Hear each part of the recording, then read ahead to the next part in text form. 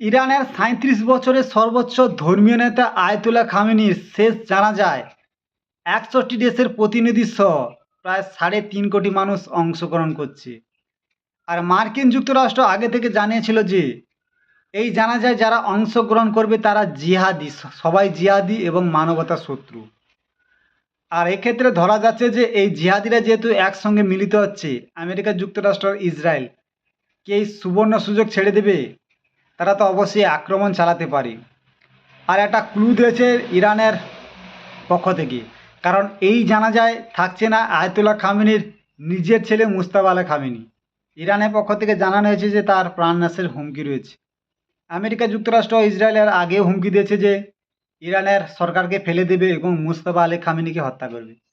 এক্ষেত্রে তারা বলুন, আমেরিকা বলুন, মানব বলুন, অত্যাধুনিক ড্রোন বলুন, মিসাইল বলুন, আক্রমণ চালিয়ে তাকে হত্যা করবে।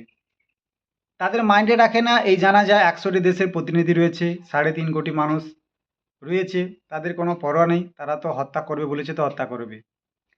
আর আমেরিকার এক সাংবাদিক ল্যারি লরেন্স, তিনি তার সাংবাদিক পেতে লিখেছেন যে এটা হচ্ছে ইসরায়েল ও আমেরিকার কাছে সুবর্ণ সুযোগ ইরানকে ঘূর্ণে ঠেকানোর জন্য। যদি এই জানাজায় আক্রমণ চালায় তাহলে ইরান পুরোপুরি মানে মানবিকভাবে ভেঙে পড়বে।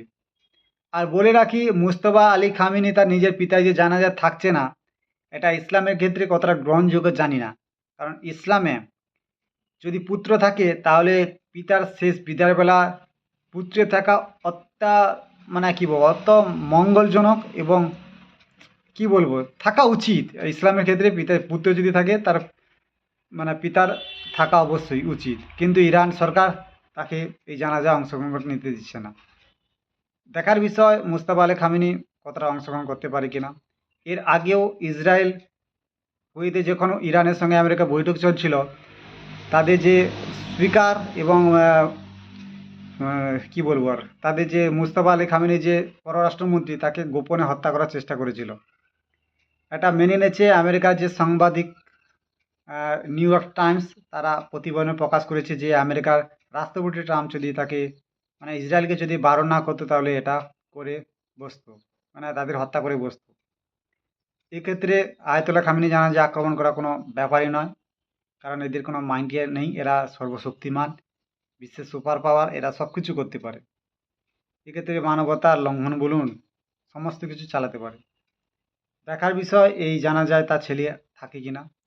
আমরা চাইবো তার পিতার শেষ জানাজায় থাকা অত্যন্ত জরুরি, কারণ মৃত্যু শেষে সবাই তো একদিন না একদিন মারা যাবে। তার বিদায়টা একটা শুভকামনা হোক। পুরো দেশ যখন চাইছে তখন আমেরিকারও আর ইসরায়েলেরও দেখা উচিত মানবতার খাতিরে এই জানাজা সুস্থভাবে করতে দেওয়া। তো দেখার বিষয় জানাজা এই 7 দিনে কোনো সমস্যা হয় কিনা। আর ইরানের সামরিক বাহিনী যে সৈন্যবাহিনী রয়েছে, তারা বর্ডারে একদম অ্যালার্ট আছে, অ্যালার্ট অবস্থায় আছে। ইরানের পক্ষ থেকে জানানো হয়েছে যে আমেরিকাকে বিশ্বাস করা যায় না, তারা যে কোনো মুহূর্তে আক্রমণ চালাতে পারে, তাদের মানবতা বলে কিছুই নেই। তো আপনারা লক্ষ্য রাখুন, ভিডিও ভালো লাগলে অবশ্যই সাবস্ক্রাইব করবেন।